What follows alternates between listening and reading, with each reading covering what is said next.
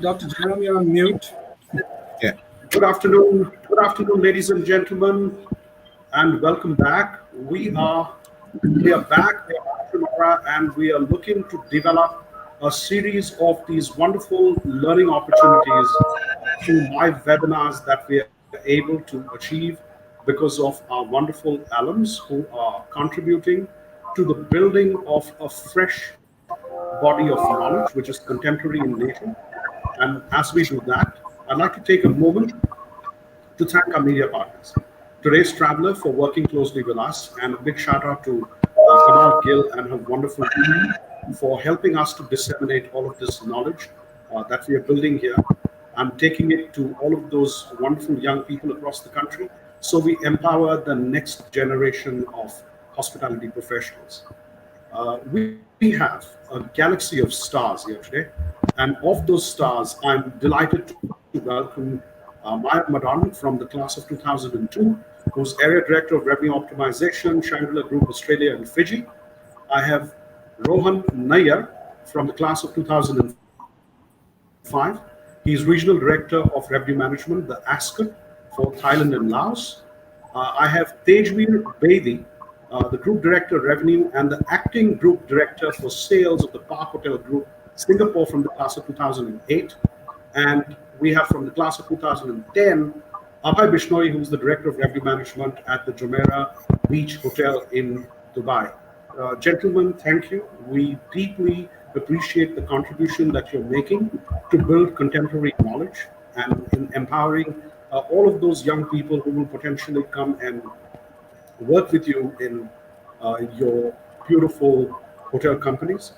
Having said that, each one of these contributions that you're making is going to help us build on a relevant and genuine area of studies, which will potentially become the benchmark as we go forward.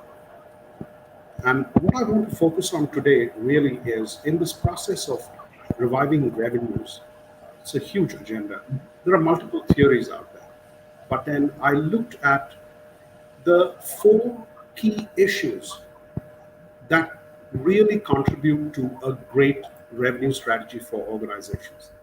At the top of the heap, I looked at cultural frameworks, because cultural frameworks have a huge role to play, and we've all heard about culture eating strategy for breakfast. But having said that, the national culture, the culture within the organization, the culture in the market, I mean, all of these are huge contributing factors, and that's the first of the pillars.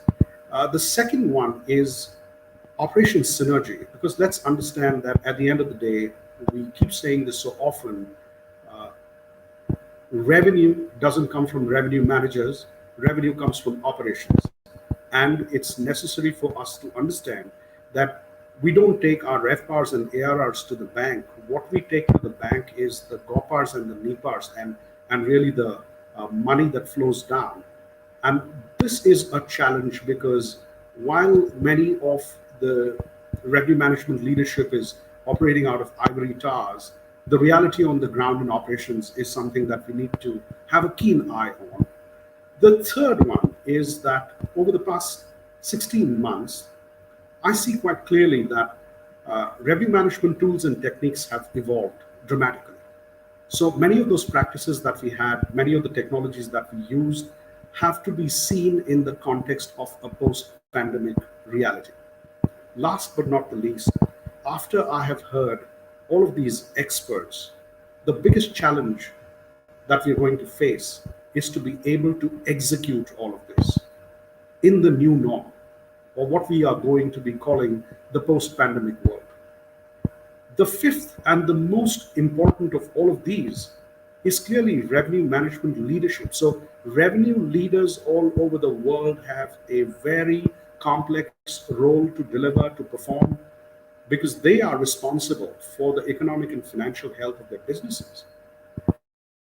And it's a tightrope walk, I quite imagine. So let me first begin with the senior most of our alums, Mayav Madon. Just want to remind you, Mayav joining us from Australia. Thank you for taking the time, Mayav. And as I shift to you, I'm going to ask you, what do you believe culture does for revenue leaders? What is the role of culture in the evolution of robust revenue strategy for organizations. Thank you, Mr. Jayaram. And let me start by saying thank you for the opportunity to be part of this discussion. It's indeed a privilege, and it feels like a homecoming, having left the college in 2002. So once again, thank you to everyone involved in organizing this. So from my perspective, culture plays a very important role in facilitating revenue management within an organization. If we just step back for a second and look at revenue management, it's everywhere. Whenever we buy something, be it an iPhone, be it a car, or be it a hotel room, someone somewhere set the revenue management strategy for that sale to take place.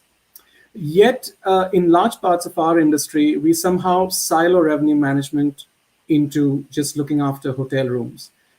While this is evolving in the industry, I think the pace of that evolution has always been held back because revenue professionals have kind of been busy just looking after the most profitable part of the business.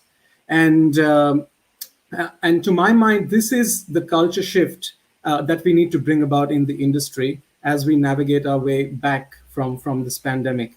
And organizations that harness the skills of their revenue professionals across the business will see the greatest upside as we come out on the other side. And the pandemic, to my mind, gives us the perfect opportunity to rewrite the rules of engagement of revenue management across the organization as we hunt for new business opportunities. I'd say there are 4 to 5 key pillars that we can work with to try and get to that point. And the first one is empowerment. Organizations need to empower the revenue leaders to get involved in all aspects of the business. So not only focusing just on the main part, but across the board.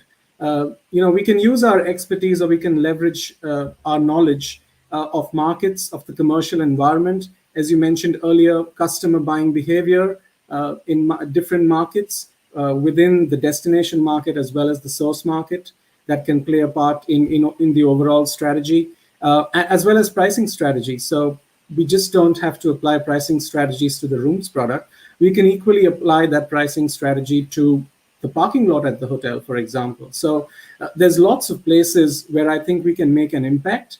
And from an organization perspective, I think it is important to empower the revenue professional to be able to be at the right level in the organization, to be able to engage with the relevant stakeholders to drive this culture of revenue optimization across the organization.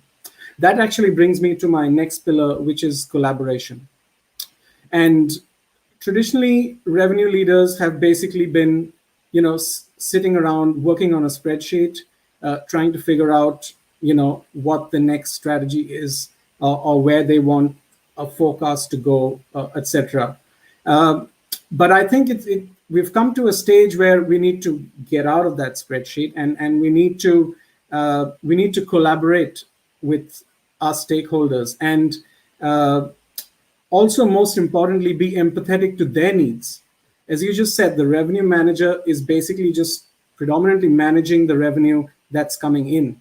But the revenue is coming in because someone from sales and marketing is going out there to drum up the business, and then someone from operations is delivering that service. So the revenue manager basically has to be the bridge in between these two individuals that ultimately delivers that experience that makes the customer keep coming back and choosing the establishment. So empathetic collaboration is very important, putting yourself in the shoes of your colleagues, and I'm trying to understand what their challenges are. Is it a process blockage? Is it a policy blockage? Or how can you work together or bring people together to provide, to basically unblock the pipe of revenue? To that aim, I think we need to move from a controller mindset to a communicator mindset. And when I say that, it's more to do with strategy. we tend to try and control the strategy, but in the bargain, sometimes what ends up happening is we lose the narrative.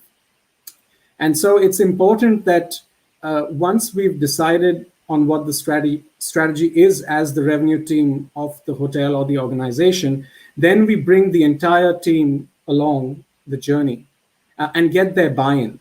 Because until and unless you have the buy-in of the boots on the ground, whatever strategy you put in place is not going to deliver the outcomes that you want. So I think we have to get comfortable. We are comfortable with numbers, most of us, but I think we have to be comfortable with telling the story behind the numbers. The numbers are what they are, but the point is how have we come here and where are we going to? And in order to get the buy-in, putting a spreadsheet in front of a group of people is not going to get a buy-in. It's about the story behind the numbers, and that's what we have to get better at as a profession in the industry to take that next leap. Coming back to the organizations, coming back to the profession, we also need to have a delegation mindset, which means that once we've been empowered by the organization to look into every aspect of the organization, we then also need to be able to empower our teams to be able to take quick decisions on the ground. It goes back to that old adage, which is, happy colleagues gives you happy guests, gives you a happy bank account. So once we've set the parameters, and then we need to let our teams run wild effectively to go and chase that dollar. And then that brings about not only accountability, but also empowerment. Lastly, I think as an organization, the profession has to be allowed to take calculated risks. And that's where agility comes in. So especially in the current environment that we are in, we're looking at different aspects of where the business comes from, chasing new market segments, looking at entirely new, sources of business. For example, some business reality may need us to, take quarantine business, or some other business reality may need us to not sell hotel rooms for a while, but just survive by selling food and beverage and the spa or something like that. So again, I can give an example of when we came out of sort of the lockdown in Sydney, we were expecting to get a lot of guests coming through the door for hotel rooms, which was to be expected gradually as people wanted to get out and enjoy the outdoors. But what we never expected was that we would have an overwhelming demand for the spa, because our assumption was people are going to be reluctant in this new COVID safe world with something known as a spa treatment, which is a very personal sort of a treatment. But to our complete surprise, the first place to get booked out in the hotel was the spa. So again, agility comes in here, where because you're having to then reallocate resources to make sure that you can capture all this demand. We were running out of treatment rooms, so we decided to convert some hotel rooms into treatment rooms, because it's not like we were selling out of hotel rooms at that point of time. So again, it's agility, quick thinking. Same thing with parking. I mean, as we've come out of lockdowns in various markets across the world, we've seen that the drive market is this new local market that's out there. Well, we had a 200 space car park for a 550 room hotel, but we were running out of car parking space. So it was, well, do we just tell half the hotel to find their own car park, or do we go and cut a deal with the car park next door at the office, which was sitting empty, and try and take that excess demand in? So this is where we have to move our thinking to as a profession, which is, where is the revenue going to come from, and how do we capture it? And so I think overall, an empowered, collaborative, and agile organization is what is going to get us out of this and put us on that next phase of growth. Thank you. Excellent. Thank you. Thank you. Thank you for that, Mayav. One of the biggest takeaways for me is what you said on empowerment.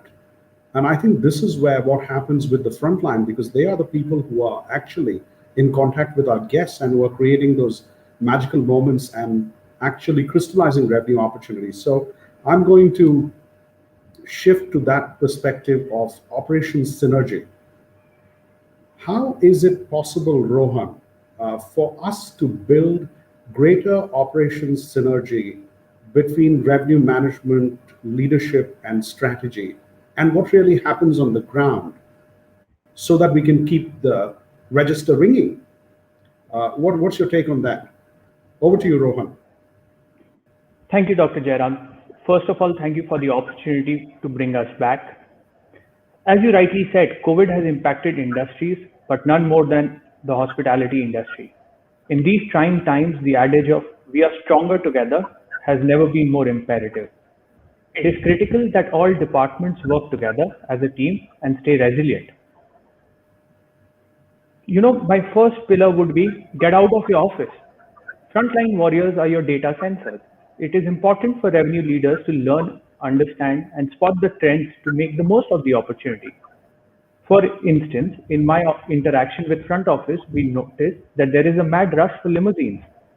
On further conversation, we realized there is a high demand for airport pickup from international arrivals, which were mostly red eye. We analyzed the trend and noticed the demand peaked from Thursday to Sunday from 9 p.m. to 6 a.m. We reviewed the peak demand utilization and worked with front office to adjust our fleet and driver rosters. The limousine service grossed $1 million that year. Second pillar would be guide the change. Something to what Mayav said. The role of a revenue leader is evolving from being a direction giver to a torch bearer. While sitting behind the computer screen, it is very easy to forget that we are in a people-centric business. It helps if we understand the nuances of the operations and then help tweak it for maximum efficiency. We applied menu engineering in laundry. This had an increase in top line by 20% and profit by 28%. Next pillar is focus on profitability and cash flows. COVID restrictions have sped the transformation. Restaurants are thinking unilaterally to compete with standalones. Packed meals is a great example. Converting hotel rooms and guest flows to office space with social distancing is another. Hospitals is a new trend right now. Developing empowered and engaged teams with commercial mindset. Let's move beyond the big spreadsheets which act as scarecrows and foster interaction with our associates. This can be achieved through cross-training. All management development programs should include revenue management. Understanding distribution costs. A OTA booking can be extended by making a fresh reservation by front office. This can save us around 20% cost. The last pillar for me would be stronger communication. Strap up to deal with the new trends of last-minute bookings. Operations will have to be more agile and flexible to deal with the evolving trends. Revenue leaders have the responsibility to empower the associates with the help of technology to take sound business decisions. Tracking and managing reviews and on social media and OTAs. They are the new age word-of-mouth marketing. Finally, I would like to leave you with the thought, there are no old roads to new directions. Keep your head down, chin up, we will emerge stronger, leaner, and meaner. Very, very well spoken. Very well spoken. Thank you for that, Rohan. So I'm taking away from what you said, it's important for all of the revenue leaders to actually get on the ground. That's where the action is, and that's where we need to be to understand how things are changing. We need to respond to new opportunities that we did not see in a pre-pandemic existence. And finally, it's so important for revenue training to be a critical part of the empowerment process of everybody who's in the operations front line. Very nice takeaways, and thank you for that, Rohan. Let me shift to Abhay Bishnoi. So Abhay, I'm going to ask you the difficult question. Everything is so tech heavy in terms of the investments that you need to make on technology, the kind of commitments that you need to make to third-party service providers.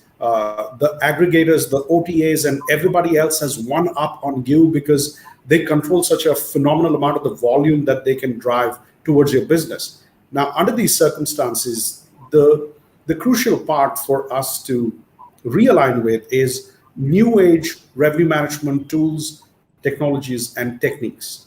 What has changed? What has changed in the past 16 months? What have we realized about the redundancy of many of our older technologies? Or what is it that we need to prepare for going forward? Thank you, Dr. Jayaram. Good afternoon, fellow hoteliers, alums, and friends. It's an honor to be here, part of this esteemed panel, and I'd like to thank IHM and Dr. Jayaram for giving me the opportunity. Coming to your question, Dr. Jayaram, first and foremost, let's focus on what has happened in the past 31 years with the revenue function. I mean, we started off a revenue management at that time called yield management in the airline industry. That's when the deregulation happened. During that time, we had printed tariff cards. Then we evolved to customers being able to make bookings online through online travel agencies. And from a tools perspective, we've moved from having just paper sheets to actually moving onto Excel spreadsheets, then having Excel models, and actually now, in a way, having artificial intelligence. So as an industry or as a function, we've come a long way in the past 31 years. Fast forwarding to 2021. So that's when all the organizations faced the new reality in the pandemic. We all realized as individuals as well as organizations that the need of the hour is to have new skill sets, is to have new tools and new ways of tackling what the ground reality is. I mean, to give an example, organizations cut down or trim down on their manning levels. So the organizations had to be a lot more leaner, which meant you had to be even more efficient in the processes that you already have. As an example, our company is already utilizing robotics to do rate loading, which saves a lot of man hours, and that actually allows us to be able to focus on the actual revenue generating ideas and the implementation and developing the strategy. One of the key takeaways which Mayav and Rohan touched upon also is the fact that we need to be more agile, not as just individuals, but organizations need to be able to take decisions a lot faster. Techniques like the Scrum framework, which have been there in the IT industry for the past 10 to 15 years, are now coming at the forefront for the hospitality industry. I myself didn't know about Scrum, and it was only during the pandemic is when I realized that when things were moving at such a fast pace, there's actually framework within or best practices sitting within other industries that we can easily adopt. I think one thing which came off from the last webinar as well is that data is the new currency.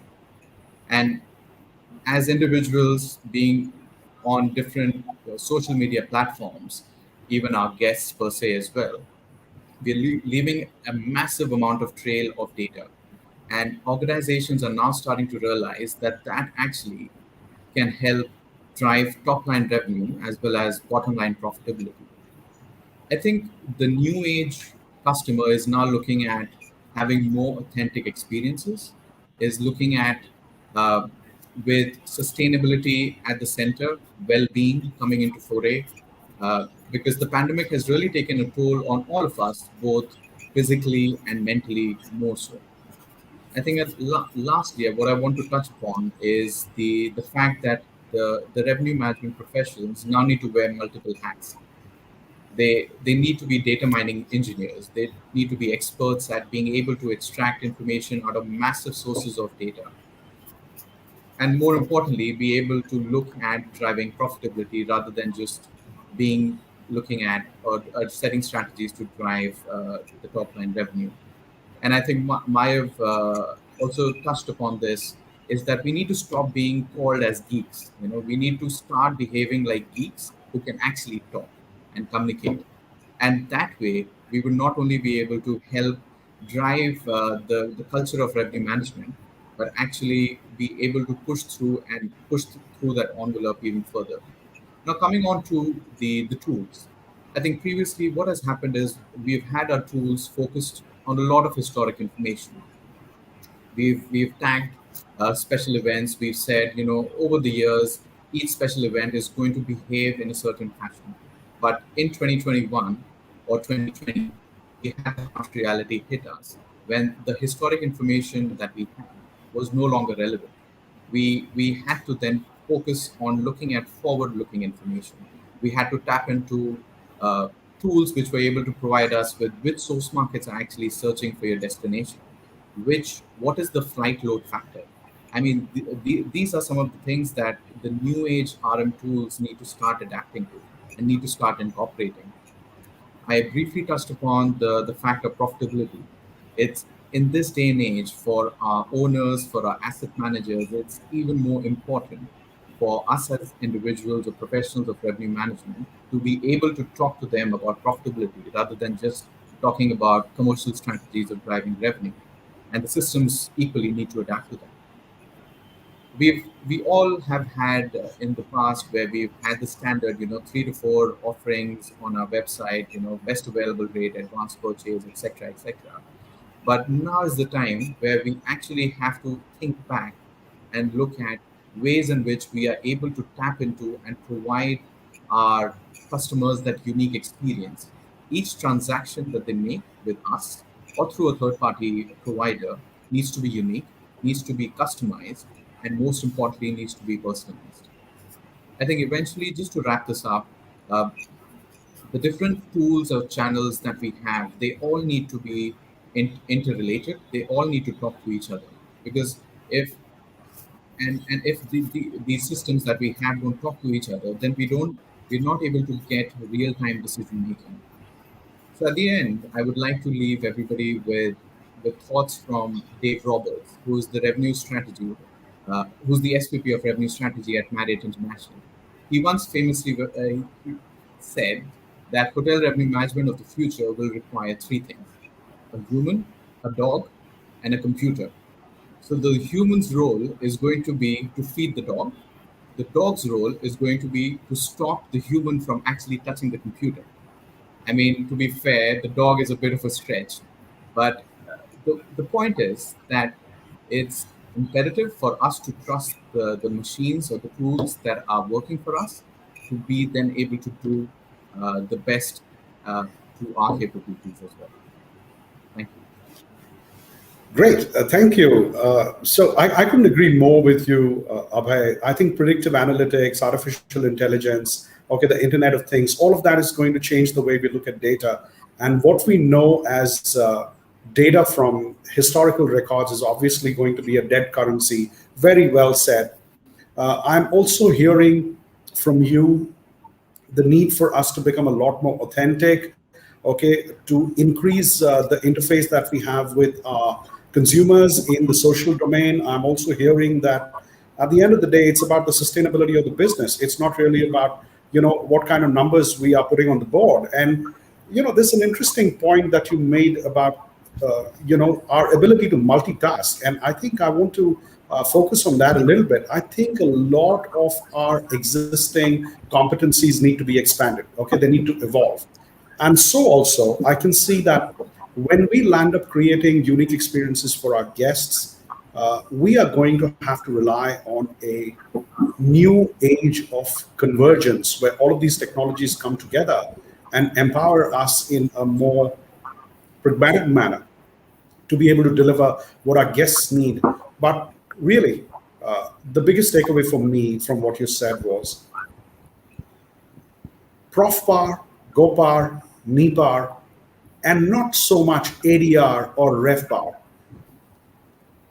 And I'm going to be putting out some information in a book I'm writing on a new metric that I propose. It's called SUSCONPAR, which is the sustainability contribution per available room, because that is what actually kept you alive for the past 16 months. When occupancies were plummeting and ADRs were, hitting the ground, and RevPARs for empty rooms were not really a measure for us to celebrate, we had to look at something else. And interesting that you say that at the end of the day, it's about sustainability. That's a lot. So we've heard from Mayav, we've heard from Rohan, we've heard from you, and now I'm going to shift to Tejveer, who's doing a tightrope walk. Now, Tejveer is also the Director of Revenue Strategy, and he's also acting as the Director of Sales.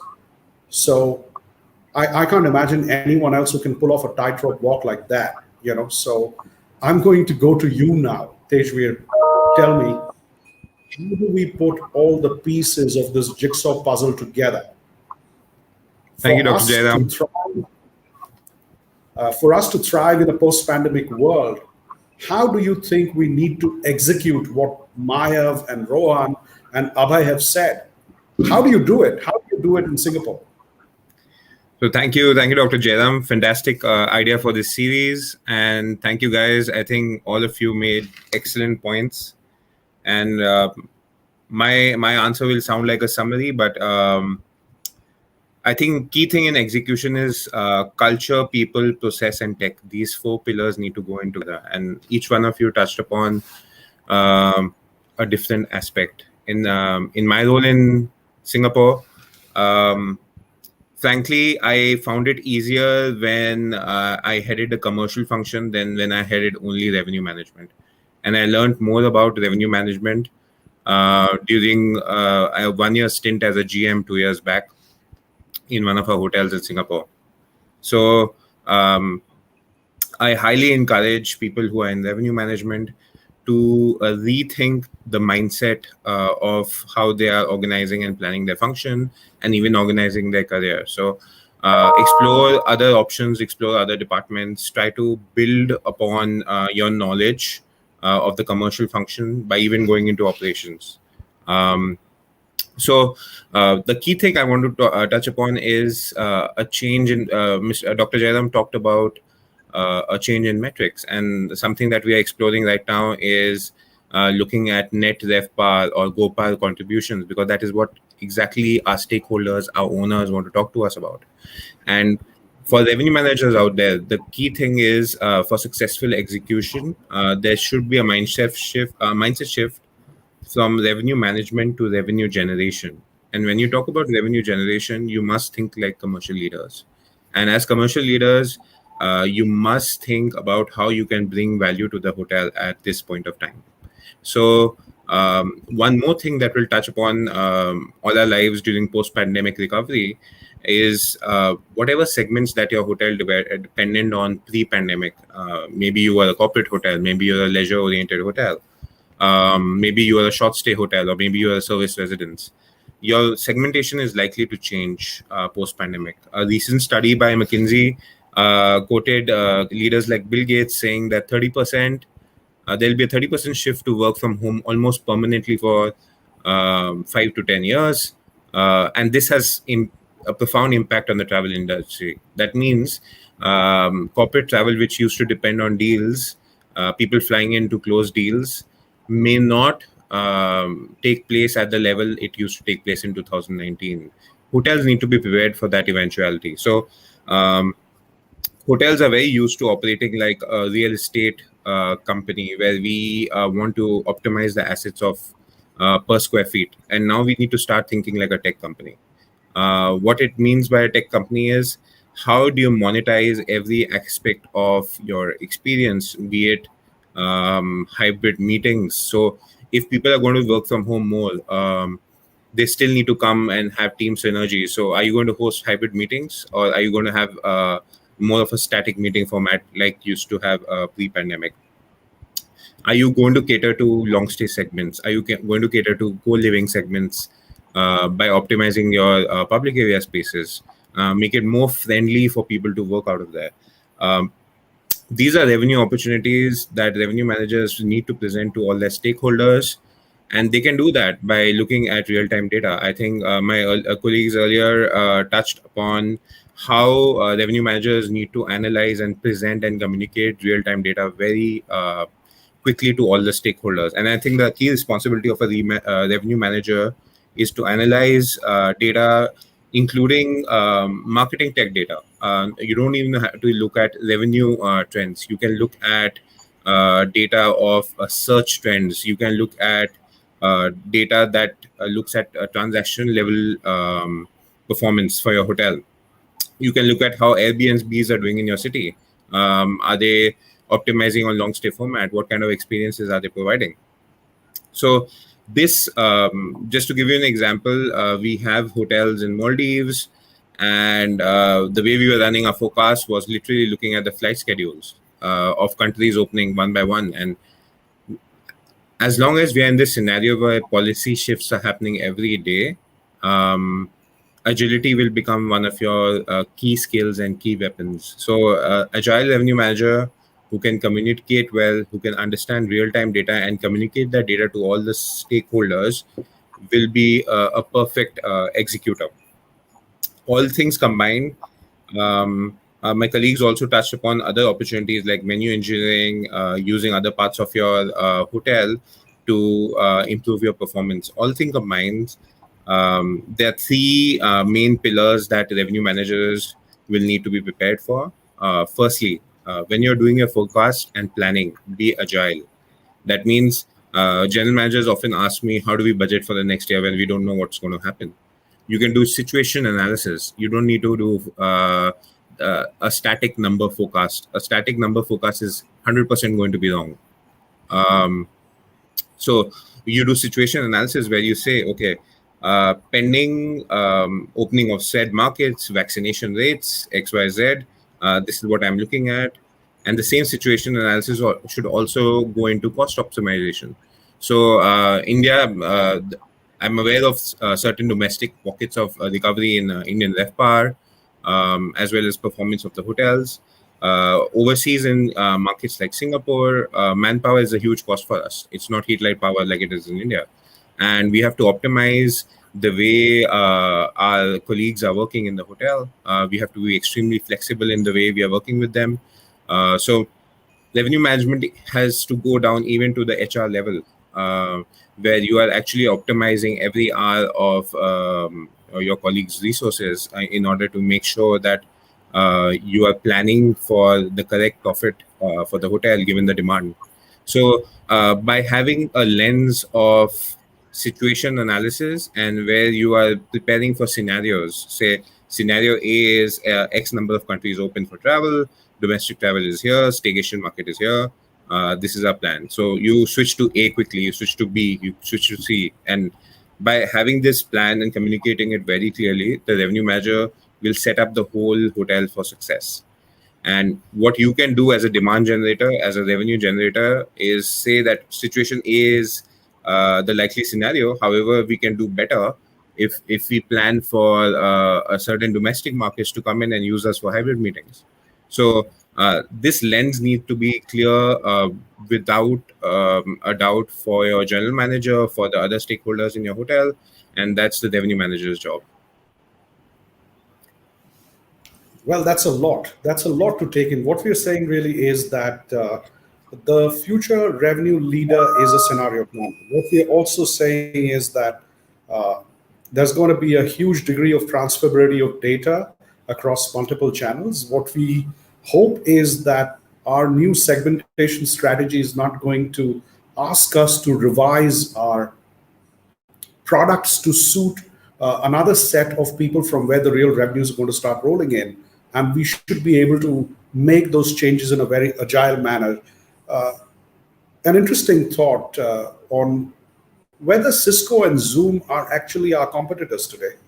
Because if they're taking away a substantial chunk of that market that you're saying, if 30% of the business on business segments is going away, so really speaking, do we need to redefine our competition now? Okay, so are we only looking at non-specific competitors, or also a much broader gamut of competitors that we don't even know about as we speak today? And I'm going to take a short pause here to remind our audience that they have been absolutely wonderful. Thank you for all the encouragement. Thank you for the love from all the alums. Thank you for populating this wonderful conversation in such large numbers. I'd like to request you to post your questions. We will take the first 5 questions. Let me promise you, if your question does not get answered in the course of our webinar today, Please leave your coordinates, and we promise to send you a response to anything that you desire. And I'll share these questions with all of our panelists so that we can give you a balanced view of what each one of our revenue leaders think. And I'm going to ask all of our four wonderful revenue leaders a question about leadership in the future. As revenue leaders, if there's one thing that you could change in your organizations, and if you could answer that question in just one word, what would it be? Take a pause, think about it, and let me remind this audience once again, ladies and gentlemen, you are watching Mayav Madon from Australia, Rohan Nayyar from Thailand, Abhay Bishnoi from Dubai, and 𝗍veer𝗲𝗍𝗶𝗍 from Singapore. Gentlemen, I can't even tell you how important it is for you to share these lifelong learnings. It's been a long time since you graduated from the Institute, and I am delighted that we can still leverage all of your knowledge and wisdom over all these years and bring it to the advantage of our students who are unfortunately locked down in their homes over the past 16 months. And we don't want to prescribe to them static ebooks. We want them to learn dynamic and contemporary content from business leaders like yourself. And our deepest gratitude once again. And I'm going to ask our colleagues in the back end to tell us what our questions look like. And we will try and get about 5 questions before we close on time at 1 p.m.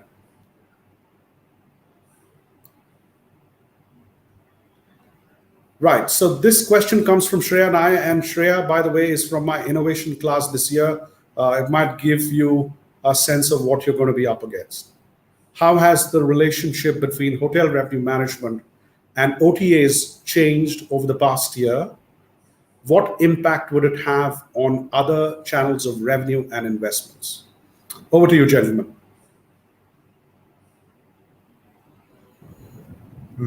I can take it, yeah. So yeah, go ahead, Tejveer. Something surprising that we witnessed over the pandemic, direct channel organically grew. Something that we've been trying to do for years organically happened. It's not that Google gave us cheaper CPCs, but what we saw is in countries, example, we manage some hotels in China, in Japan, in countries where domestic markets are substantially large. A large number of people reached out to us directly primarily because they wanted clear communication on the hygiene protocol, on the cleanliness protocol, on their experience. So this happened, and because you are hosting the whether it's your reservation department or whether it's your concierge, or if you have a chat app answering these questions, AI-based chat app, which we also use, this sort of interaction, there was a deeper interaction with our guests over this period. And successful hotels actually managed to capitalize on it, increase their loyalty base. That said, another thing that happened is there were a shift of new OTAs that are coming into the market. These OTAs are primarily players like in Southeast Asia, like Klook, which used to be very experience-oriented players. They used to do voucher-based sales. They became quite big. In countries like Japan and Singapore, the government introduced travel incentives. So they gave every citizen, say, $100 voucher. So these OTAs were very quick to monetize on that. So there were new players in the market with reduced distribution cost, and your older players, they weren't quick enough to capitalize on this segment. The third thing is, if you actually track the stock market, OTAs actually surprisingly are operating at 40% of their pre-pandemic transaction level, but their stock is at all-time high. So they did well, or there is optimism about future travel. But overall, I think this was a great opportunity for hotels to capitalize on their direct channel investments. Yeah, interesting, Tejveer. I'm just going to ask whether these fat commissions are really going to be affordable for us with respect to sustainability in the future. So we just leave that thought. Let's take our next question. Thank you, Neelkant. How do you see the importance and role of traditional travel companies? Yeah, I can take that. Yeah, go ahead, Mayav. Thank you, Neelkant, for the question. I think traditional travel agencies are here to stay. It might sound controversial, but if going back to what Tejveer said, people want that sense of confidence when they are traveling. They want to know that they've booked with someone they can depend on. And what we've found is, even though we get the OTA bookings or we get direct bookings, we've seen definitely even the local market in Australia go back to their travel agents and wanting to support them, because they've also realized that these were the travel agents that were booking their overseas holidays, and that is not an option anymore because Australia's international borders are closed and a lot of travel agents are basically shutting shop. So those that are being able to survive, their customers are actually going back and supporting them, and booking their domestic vacations through them. In turn, the travel agents are providing that same personalized service that they used to. So I think the traditional travel companies are here to stay. They have stayed on for all this while, and in some way, shape, or form, I think they will continue to exist going forward.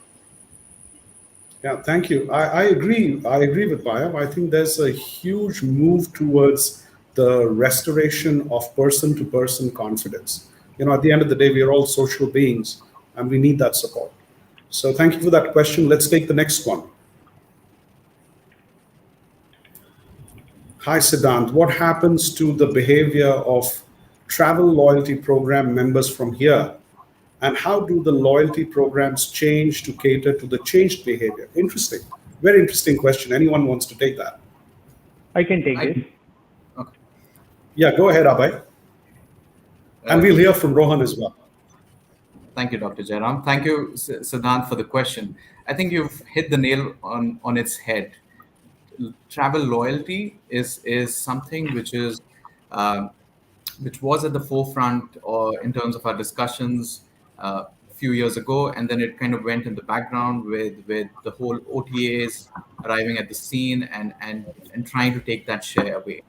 But and what Tejveer and Mayav have touched upon is the fact that yes, these partners are important, and they are important cogs of the wheel.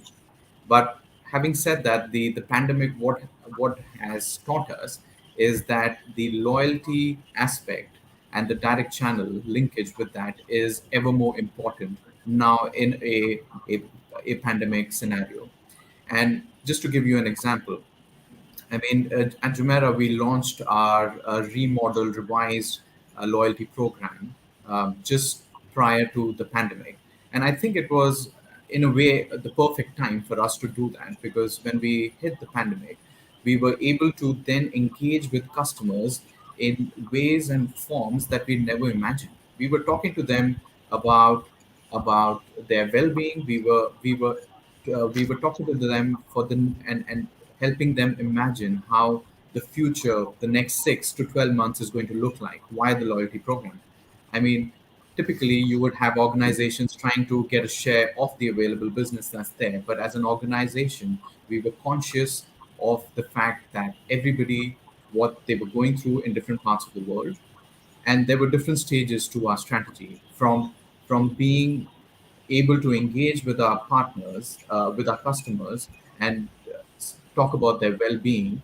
We then moved on to the envisioning stage, where we were able to then share with them the new ways of working at Jumeirah.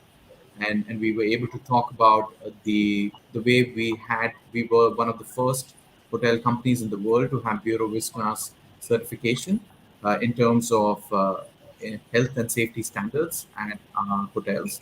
We were able to bring that level of confidence for them to be able to travel back in.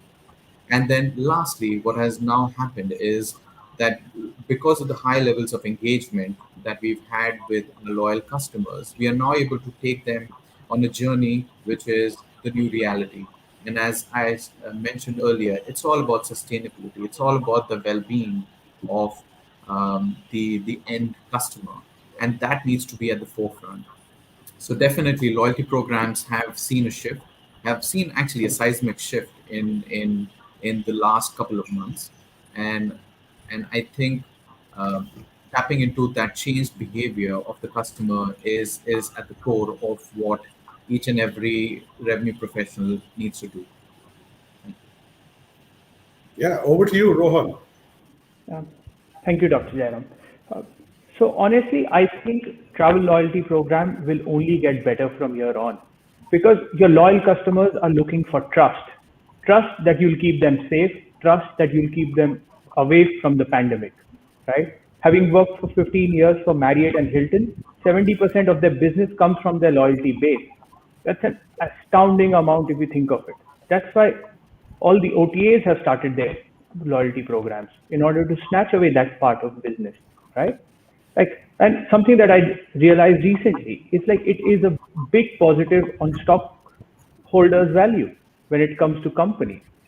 So I think more and more companies will focus towards travel loyalty programs, and that is a way to garner share at a relatively low cost than other channels. Thank you. Thank you, Rohan. Let's quickly dial up the next two questions, because I also need to get an answer to the question that I've posed to all of these revenue leaders.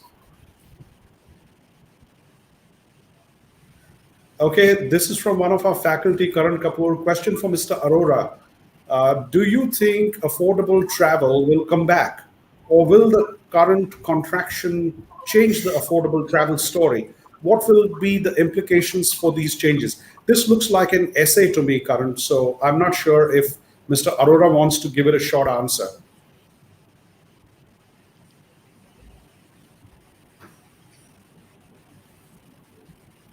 Do you want one of us to take that? Yeah, please, if you could. Maybe a yes, no. Do you think affordable travel will come back? Absolutely. Okay. I agree as well. Yeah, I think right. it's okay. only And will the current contraction change the affordable travel story? I think it'll come back, but it'll take time. All right. Because what has happened is a lot of airlines have their aircrafts parked somewhere in Australia in a desert or in Dubai. They need to retrain pilots. Routes need to come back. There's a lot of infrastructure that is on the back end right now. So airlines are not operating at capacity. Until they operate at the capacity, pre-pandemic capacity, which would call for cheaper flights, it'll take some time. So a lot of systemic things have changed, and it'll take time to get back to the levels we saw earlier. Contrary to what Tejveer is saying, if you track US or Europe, 3-star, 4-star accommodation is coming back more resiliently versus 5-star luxury travel. So that augurs well. Yeah. For domestic markets, of course, it'll come back faster. For international, depends on the airline routes as a primary metric. Yeah. I think I just want to comment here, Tejveer. Look, when people stopped flying in India, okay, and sometime in January or February 2020, we said, look, the auto sector is tanking. And suddenly, Tata Motors had their highest ever sale for, personal mobility. So I think those are some much larger macro indicators that we need to look at. Having said that, quite simply, the purpose of us being here is to build hope rationally. And we have to believe. And in order for us to believe, we must know that we will do our bit to make a difference and to actually achieve the change that we want from where we are today. One last question, and then let me go back to our revenue leaders.